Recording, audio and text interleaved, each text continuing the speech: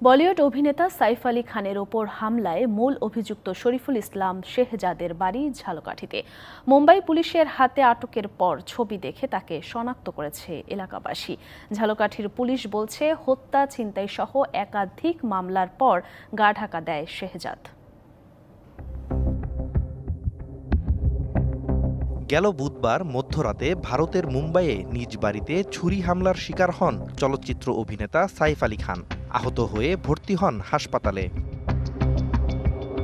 এ ঘটনায় জিজ্ঞাসাবাদের জন্য কয়েকজনকে আটক করা হয়। এক পর্যায়ে আটক হয় শরীফুল ইসলাম শেহজাদ। তাকে বাংলাদেশের নাগরিক বলে দাবি করে মুম্বাই পুলিশ।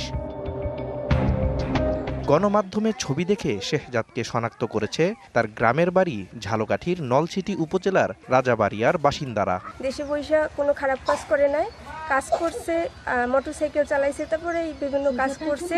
কিন্তু আমাদের মতে ওই রকম করার মতো ছিল না। ভাড়ায় মোটরসাইকেল চালানো শেহজাদ মুম্বাই গিয়ে এমন কাজ করতে পারেন বিশ্বাস করছেন না স্বজনরা। এনে বসে ও গাড়ি চালাইছে, ও এমনকি পলানের হিসেবে ঢালাই কেমন করছে। সে ওখানে আদৌ ওর সাথে জড়িত কিনা এবং যদি কোনো ঘটনা সত্য হয় এর বিচার করে। অহেতুক যেন বিদেশি হিসাবে তারা যেন এই ব্যবস্থা না করে।